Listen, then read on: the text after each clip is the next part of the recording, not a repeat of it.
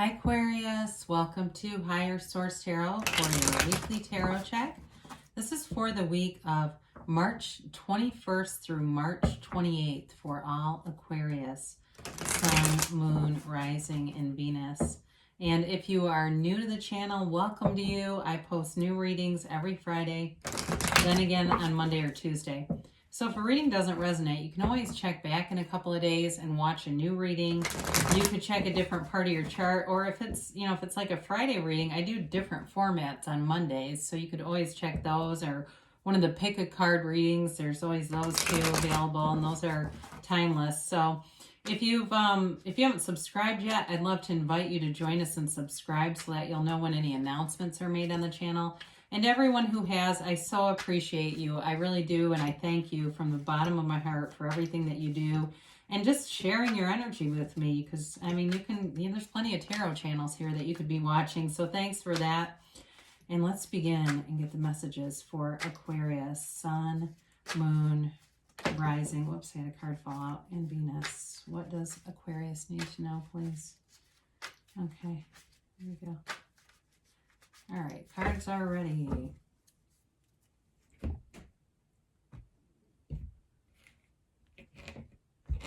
And we begin with the Two of Swords, Page of Swords, the Emperor, the Ace of Cups, the Eight of Cups, Temperance, the Three of Pentacles, and the King of Cups. And you've got the Two of Wands that came out. Now, I'm going to tell you, I remember that song, Blinded by the Light. That started coming into my head right here. And so there's something about that. I feel like, we'll talk about it in a minute. But you've got here Air, Gemini, Libra, Aquarius. You've got Sagittarius. You've got Aries here. You've got Earth, Water, and then you've got this little bit of fire here. So the Two of Wands is a card of success. So I do feel like you're coming together with something. I do feel like you have a stable commitment here, and it may be a reconciliation for some of you if it's, if that's for you. But I definitely feel like there's a love that deepens here and grows with this. And so for some, if it is a reconciliation, that Two of Swords and Page of Swords are related, it feels like in terms of the internet, in terms of maybe having that ego doing a little too much talking. But with the Two of Swords, it can be feeling very much caught between two places, stuck in the middle of something, but not seeing things how they are. So when I got that blinded by the light, maybe it's not seeing something as it is. And I also feel like for somebody, for reconciliation people, this may have to do with your own self-care, honestly, and investing in yourself more and not being so focused on relationships outside of the most important one, and that's with your higher self. And so with this, though, the bottom sword represents fear, that covers the heart, and the top sword represents anger.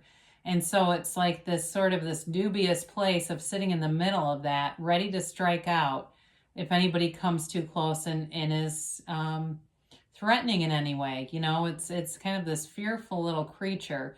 But, the other thing about this card is it represents a great vulnerability. This character holding these gigantic swords is ready to tip over into that pool of emotion. So again, I feel like there's something about, it's not just the mental and emotional stress, it's spiritual stress, okay? And so with this, I look at Temperance especially, and about connecting with your soul. He's got his foot, it's Archangel Michael has his foot connected to the soul, the pool of consciousness here. So again, I feel like there's some real spiritual stress going on here.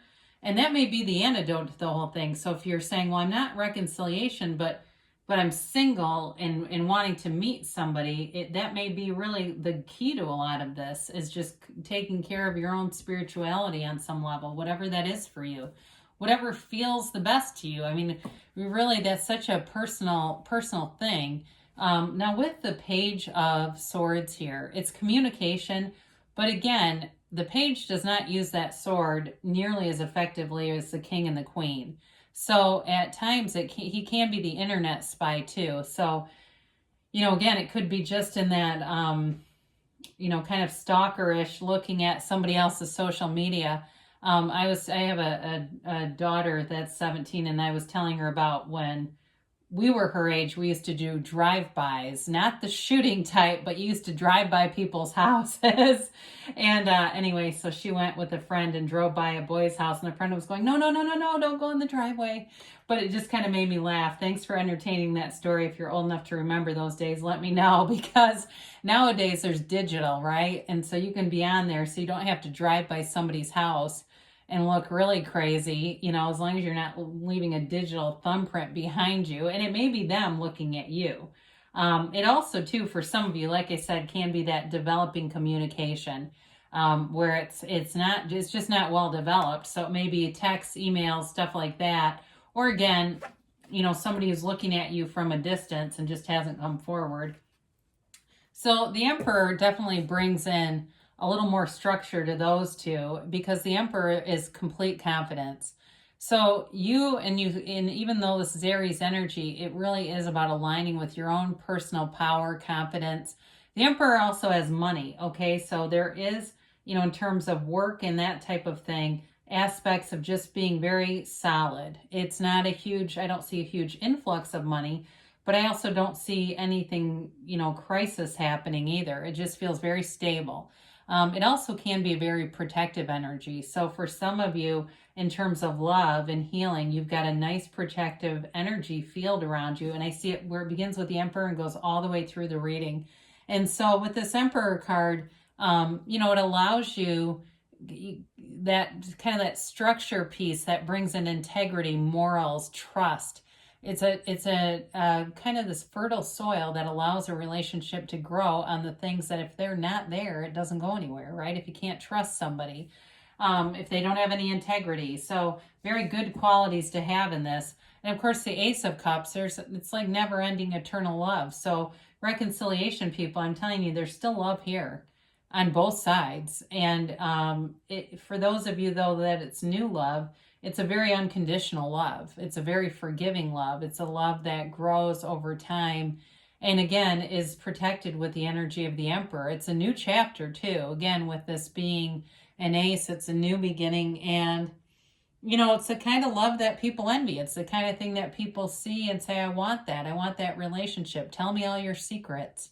And so for you with this, it's a wonderful card to have here with some of the mix of cards. Now, the Eight of Cups is, again, looking for something deeper. So if you've been in a lot of relationships, or you're saying, no, that Page of Swords is just like a lot of messaging and stuff that never goes anywhere, I'm sick of it. There's this deeper longing, wanting to find something that grows, and again, like, he walks away from something that's not horrible. The cups are all upright, but they're just not what he's looking for. So for some of you, again, with new love, you may have had a lot of opportunities, but they just weren't the right thing for you.